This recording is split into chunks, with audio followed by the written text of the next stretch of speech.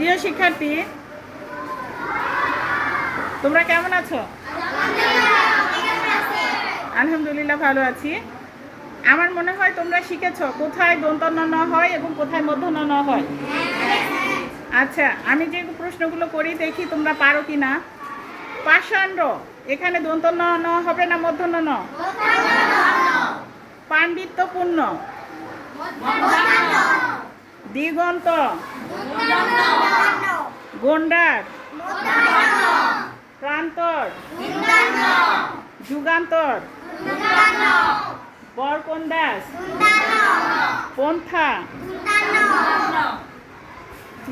পিন্দা, চন্দ্রলোক, আন্দোলন, বান্দা, কুণ্ডলী, বন্ধ।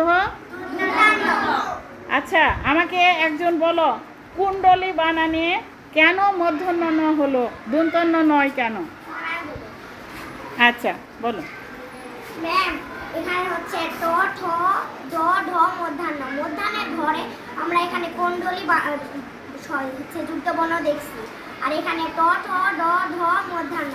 মূর্ধন্যের ঘরের ড আছে বলে এখানে কুণ্ডলী বানানে মূর্ধন্য।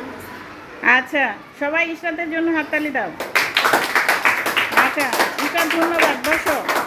এবার যে কোনো একজন আমাকে দাঁড়াও, যুগান্তর এখানে দন্তন্য না মূর্ধন্য?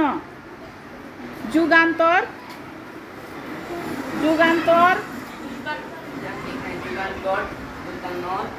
এবং তো আছে কারণ আমরা যদি দেখি দ থ দ থ দন্তন্য আর তোটা আছে দন্তন্যের ঘরে, এই জন্য এখানে যুগান্ত বানানে দন্তন্য আছে।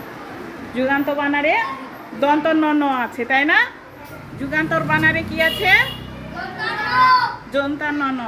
আচ্ছা, আমরা দেখতেছি যে ট ঠ ড ঢ মূর্ধন্য ন, যে শব্দগুলোতে আমরা ট ঠ ড ঢ সাথে যুক্ত বর্ণ পাচ্ছি সেগুলোতে কি হবে?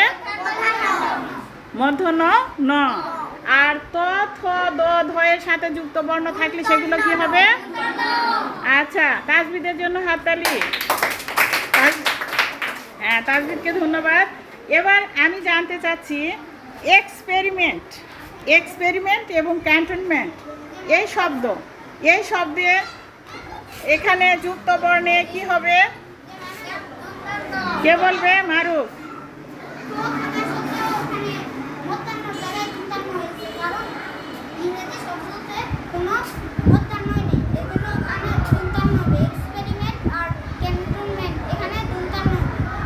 আচ্ছা, সবাই মারুফের জন্য হাততালি।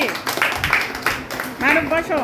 তোমাদেরকে অসংখ্য ধন্যবাদ। তোমরা আজকে সবাই দন্তন্য এবং মূর্ধন্য কোথায় কোন যুক্ত বর্ণে কি হয় সেটা আজকে সবাই বুঝতে পেরেছে তো? আচ্ছা, তাহলে সবাইকে ধন্যবাদ জানিয়ে বাই বাই।